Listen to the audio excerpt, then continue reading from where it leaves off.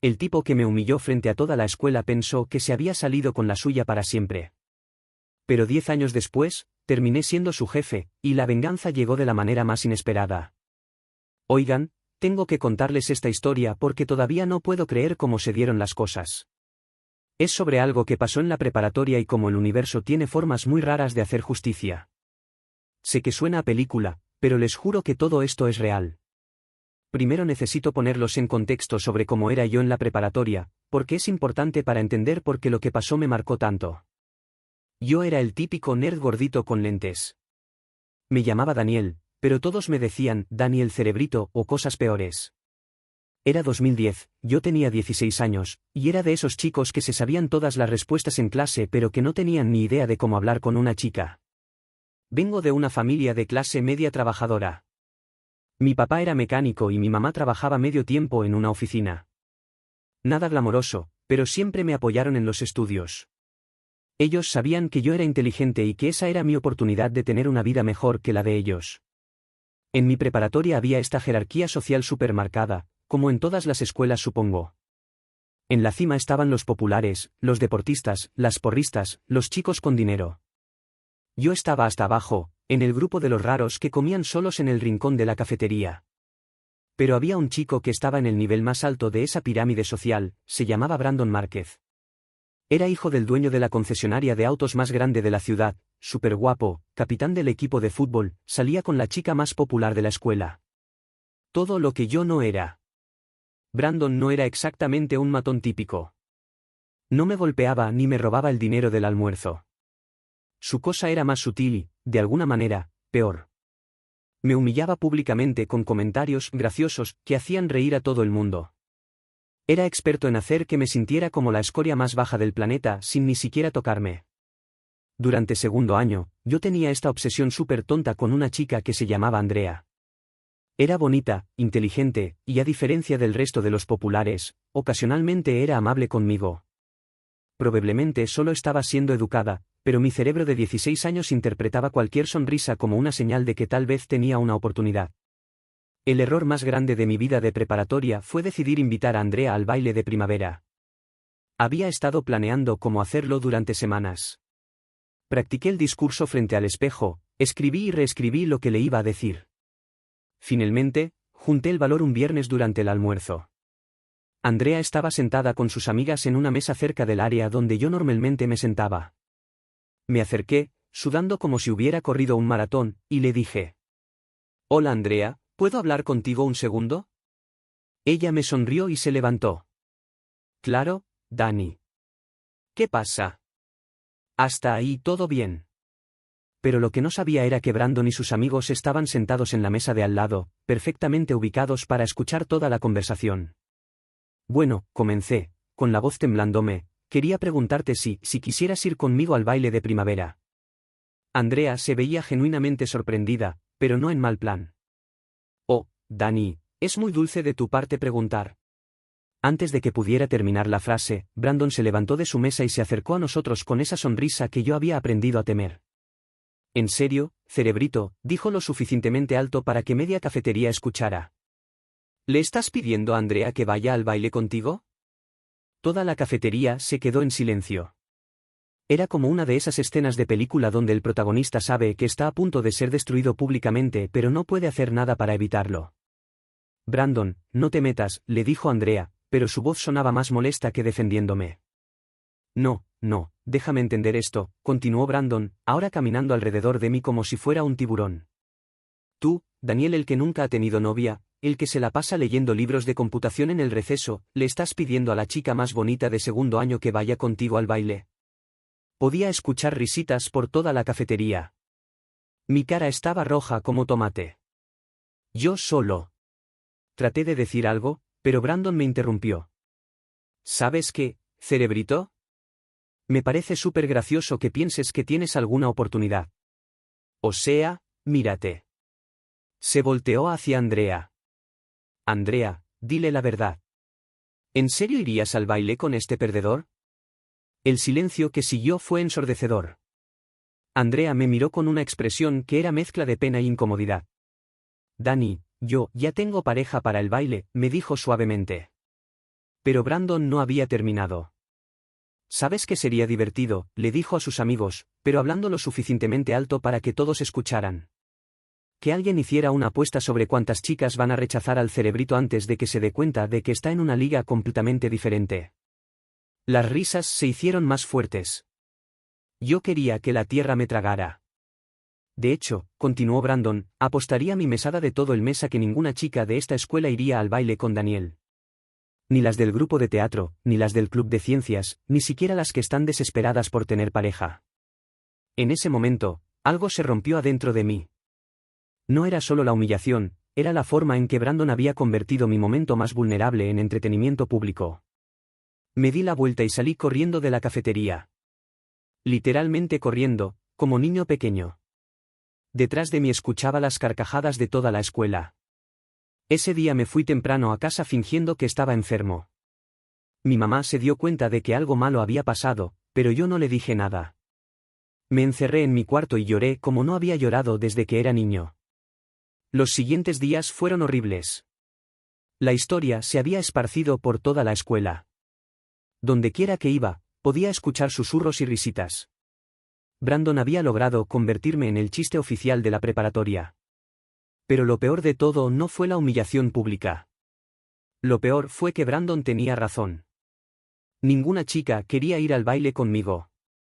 Ni siquiera las chicas de mi propio grupo social querían ser asociadas con alguien que había sido tan públicamente ridiculizado. Terminé yendo al baile solo, porque mi mamá me obligó diciéndome que no podía dejar que un niño idiota arruinara algo tan importante. Fue la noche más miserable de mi vida de preparatoria. Ese incidente cambió algo fundamental en mí. No me volví antisocial ni violento, pero sí me volví superambicioso. Decidí que algún día le iba a demostrar a Brandon y a todos los que se rieron ese día que se habían equivocado conmigo. Me dediqué obsesivamente a los estudios. Mis calificaciones, que ya eran buenas, se volvieron perfectas.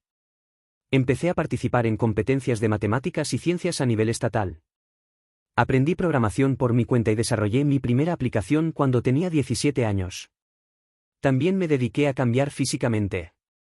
Empecé a ir al gimnasio, cambié mi forma de vestirme, hasta me hice cirugía láser para no usar lentes. Para cuando me gradué, ya no era el nerd gordito que había sido humillado en la cafetería. Conseguí una beca completa para estudiar ingeniería en sistemas en una universidad privada súper buena en la capital. Brandon se quedó en la ciudad, estudió administración en la universidad local, y según supe por Facebook, se dedicó a trabajar en el negocio de su papá. Durante la universidad me enfoqué completamente en prepararme para el futuro. Estudié como loco, hice prácticas profesionales en empresas importantes, aprendí varios lenguajes de programación, e incluso desarrollé un par de aplicaciones que se vendieron bien. Para cuando me gradué a los 22 años, ya tenía ofertas de trabajo de varias empresas tecnológicas importantes. Decidí irme a trabajar a Estados Unidos por 2 años para ganar experiencia internacional y ahorrar dinero. Durante todo ese tiempo, Brandon seguía apareciendo ocasionalmente en mis redes sociales. Vivía la típica vida del chico rico de ciudad pequeña, trabajaba en la concesionaria de su papá, se había casado con su novia de la preparatoria, tenían una casa bonita, salían de vacaciones seguido. Parecía feliz y exitoso dentro de los estándares de nuestra ciudad. Pero yo tenía planes más grandes. Después de 2 años en Estados Unidos, regresé a México con bastante dinero ahorrado y una idea para mi propia empresa de desarrollo de software. Sabía que quería regresar a mi ciudad natal, no por nostalgia, sino porque había identificado un nicho de mercado que nadie estaba aprovechando ahí. La idea era crear una empresa que desarrollara sistemas de gestión específicamente para concesionarias de autos y talleres mecánicos. Había visto en Estados Unidos cómo este tipo de software podía revolucionar la eficiencia de estos negocios, pero en mi ciudad todos seguían usando sistemas súper anticuados. Invertí todos mis ahorros en montar la empresa. Renté una oficina pequeña pero moderna en la zona comercial más nueva de la ciudad, contraté a 3 programadores recién graduados, y empecé a hacer contactos con dueños de concesionarias y talleres. Mi plan de negocios era sólido: ofrecer un sistema integral que manejara inventario, ventas, servicio, contabilidad y relaciones con clientes, todo desde una plataforma fácil de usar. Además, ofrecía capacitación completa y soporte técnico 24/7. Los primeros meses fueron difíciles. Muchos empresarios de la ciudad eran conservadores y desconfiaban de un chico joven con ideas modernas. Pero poco a poco empecé a conseguir clientes pequeños que estaban desesperados por modernizarse. Mi primer gran éxito fue con el taller más grande de la ciudad. Implementé mi sistema y en 6 meses habían aumentado su eficiencia en un 40% y sus ganancias en un 25%. La noticia se empezó a esparcir. Para el final de mi primer año, tenía 15 clientes y necesitaba contratar más personal. Mi empresa se estaba convirtiendo en la referencia local para sistemas de gestión automotriz. Fue en mi segundo año de operaciones cuando llegó la oportunidad que había estado esperando sin saberlo. Un día recibí una llamada de alguien que se presentó como el gerente general de Márquez Autos, la concesionaria más grande de la ciudad. La concesionaria del papá de Brandon. Buenos días, ¿hablo con Daniel Herrera de Sistemas Automotrices Integrales?, me dijo. Sí, soy yo. Mire, hemos escuchado muy buenas referencias sobre su trabajo. Estamos interesados en modernizar completamente nuestros sistemas. ¿Podría venir a hacer una presentación? Mi corazón empezó a latir rapidísimo. Esta era la cuenta más grande que podría conseguir en la ciudad, pero también significaba que inevitablemente me iba a encontrar con Brandon. Por supuesto, le dije. ¿Cuándo les conviene? Acordamos una reunión para la siguiente semana. Iba a ser en las oficinas de la concesionaria, con todo el equipo gerencial presente. Pasé una semana preparando la presentación más completa de mi vida. Analicé todos los posibles aspectos de su negocio, preparé demos personalizados, calculé proyecciones de ahorro y eficiencia específicamente para ellos. Sabía que esta era mi oportunidad no solo de conseguir el cliente más importante, sino de demostrarle a Brandon de qué estaba hecho. El día de la presentación me vestí con mi mejor traje, repasé mentalmente todo mi pitch, y manejé hacia la concesionaria donde habían pasado tantas cosas en mi infancia. Era raro estar de vuelta. Recordaba haber ido ahí con mi papá cuando era niño, siempre sintiéndome inferior porque sabíamos que no podíamos costear los autos nuevos. Ahora estaba entrando como el dueño de la empresa de software más exitosa de la ciudad. Me recibió el gerente general, un señor mayor súper profesional. Me llevó a la sala de juntas, que era impresionante, mesa de vidrio enorme, vista panorámica del showroom, pantallas de última tecnología. Daniel, me dijo, permíteme presentarte al equipo. Aquí está nuestro gerente de ventas, nuestra gerente de servicio, nuestro contador, y... Se detuvo cuando entró la última persona, nuestro gerente de operaciones, Brandon Márquez. Por un segundo, el tiempo se detuvo completamente. Brandon entró a la sala con esa misma confianza que recordaba de la preparatoria, pero algo había cambiado. Ya no era el chico atlético y seguro de sí mismo que yo recordaba. Había subido bastante de peso, tenía entradas pronunciadas, y se veía cansado. Cuando me vio, su expresión cambió completamente. Primero confusión, luego reconocimiento, después algo que parecía pánico. Daniel, dijo, como si no pudiera creer lo que estaba viendo. ¿Daniel Herrera? Hola Brandon, le dije con la sonrisa más profesional que pude. Qué gusto verte después de tantos años. El resto del equipo no entendía qué estaba pasando, pero era obvio que había historia entre nosotros. ¿Se conocen?, preguntó el gerente general. Fuimos compañeros en la preparatoria, expliqué, manteniendo un tono completamente profesional. Brandon se veía súper incómodo. Se sentó en la mesa tratando de recuperar la compostura, pero podía ver que estaba nervioso. Empecé mi presentación y desde el primer minuto supe que la tenía ganada. Había hecho mi tarea, conocía su negocio mejor que ellos mismos, y tenía soluciones para problemas que ni siquiera sabían que tenían. Durante toda la presentación, Brandon casi no habló. Los otros gerentes hacían preguntas, tomaban notas, se veían impresionados. Pero Brandon solo me miraba como si estuviera viendo un fantasma. Cuando terminé la presentación técnica, el gerente general me preguntó sobre la implementación y los costos. Mis números eran competitivos pero no baratos, esto era software de nivel empresarial. ¿Y qué referencias tienes con empresas de nuestro tamaño?, me preguntó la gerente de servicio. Ahí fue donde brillé. Listé todos mis clientes, los resultados que habían obtenido, las cartas de recomendación que tenía. Para ese momento ya estaba trabajando con las 3 concesionarias más importantes del estado, solo les faltaba a ellos para tener un monopolio completo. Muy impresionante, dijo el gerente general. ¿Podrías darnos un momento para discutir internamente? Por supuesto. Estaré esperando en la recepción. Salí de la sala de juntas y me senté en el área de espera. A través de las ventanas de vidrio podía ver que estaban teniendo una discusión intensa.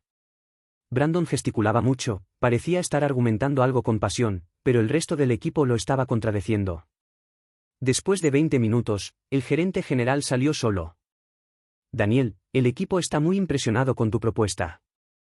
Queremos proceder con la implementación. Excelente, le dije. ¿Cuándo podemos empezar? Hay solo un detalle, me dijo, bajando la voz. Brandon expresó algunas preocupaciones personales sobre trabajar contigo. Algo sobre su historia en la preparatoria. Mi corazón se detuvo.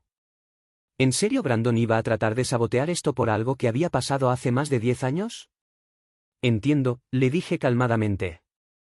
¿Y cuál es la posición de la empresa al respecto? El gerente general sonrió. Mira, Daniel, yo llevo 30 años en este negocio.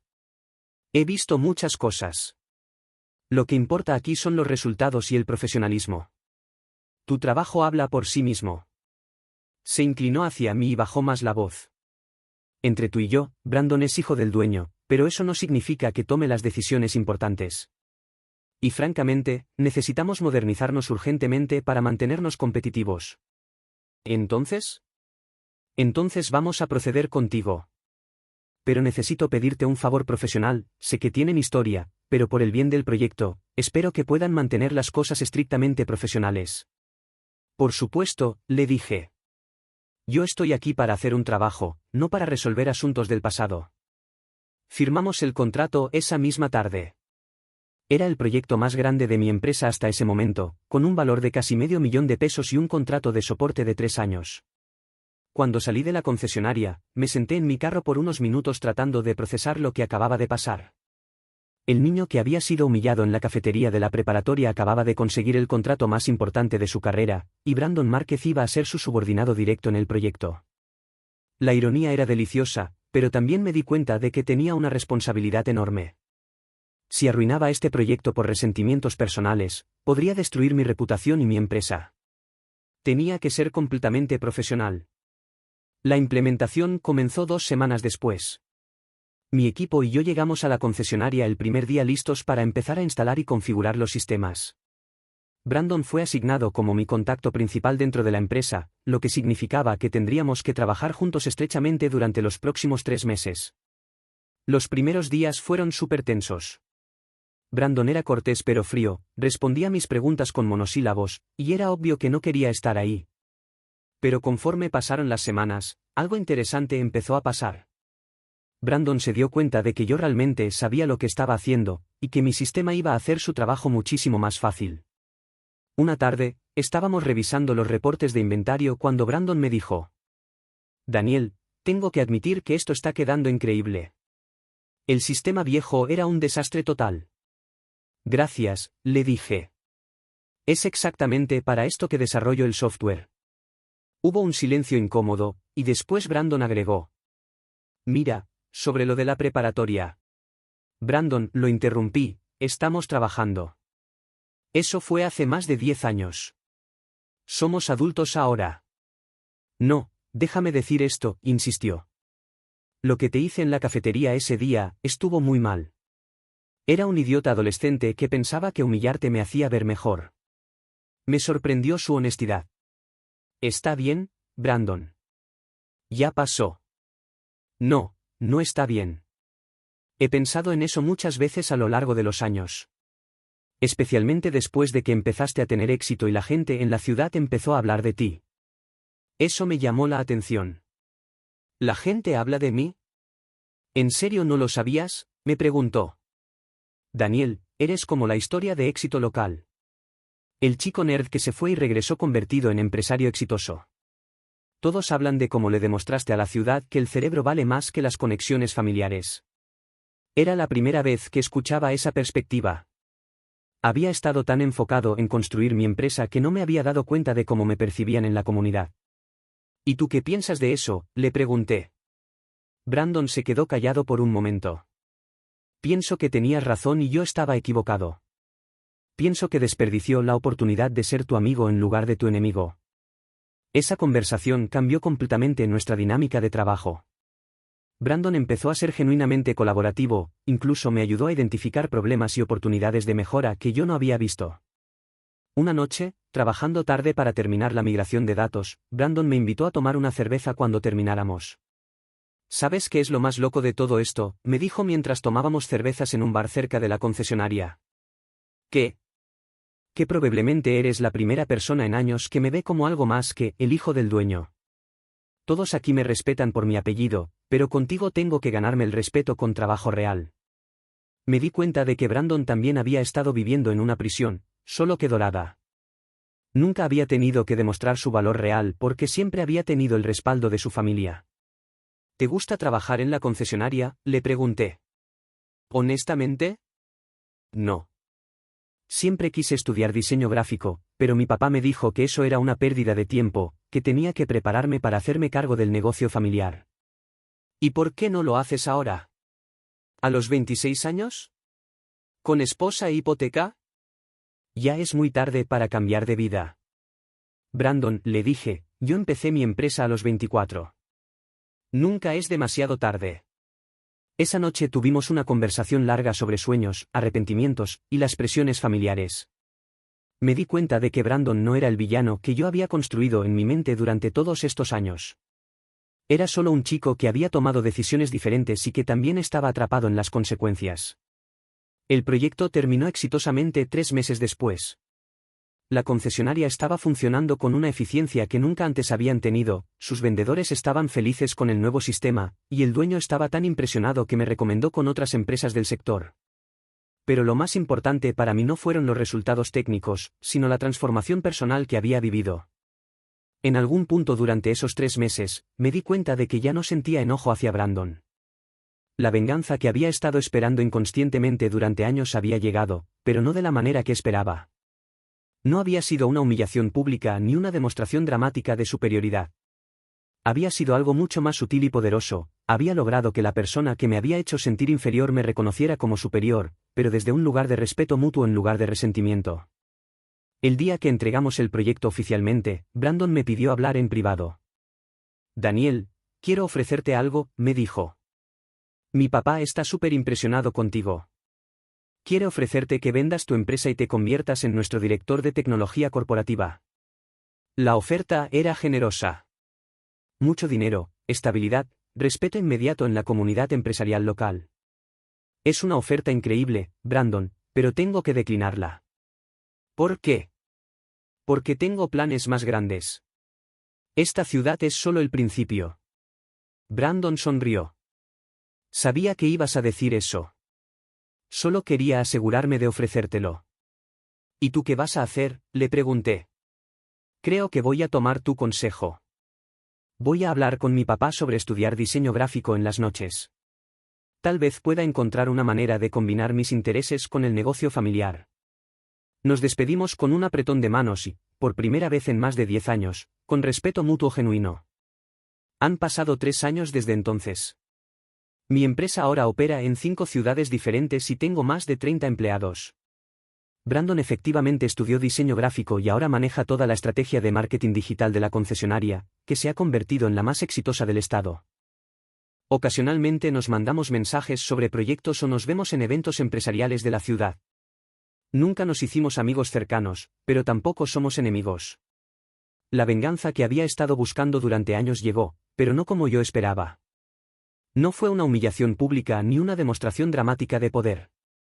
Fue algo mucho más satisfactorio, convertir a mi antiguo adversario en alguien que me respeta genuinamente por lo que he logrado. Y la lección más importante que aprendí es que el éxito real no se mide por cuánto puedes humillar a las personas que te lastimaron, sino por cuánto puedes crecer más allá de esas heridas. Ese chico de 16 años que salió corriendo de la cafetería nunca hubiera imaginado que 10 años después estaría dirigiendo su propia empresa exitosa, trabajando profesionalmente con la persona que lo había humillado, y sintiendo paz en lugar de resentimiento. La venganza más dulce no fue destruir a Brandon, fue construir una versión de mí mismo que ya no necesitaba su aprobación ni temía su rechazo. Porque al final del día, la mejor venganza contra alguien que te dice que no puedes lograr algo es simplemente lograrlo, y hacerlo tan bien que incluso ellos tengan que reconocerlo. Y si en el proceso puedes ayudar a esa persona a crecer también, entonces todos ganan. Esa humillación en la cafetería fue lo peor que me pasó en la preparatoria, pero también fue el catalizador que me motivó a convertirme en quien soy hoy. Sin esa experiencia dolorosa, tal vez nunca hubiera desarrollado la ambición y la determinación que me llevaron al éxito. Así que gracias, Brandon. Sin saberlo, me hiciste el mejor favor de mi vida.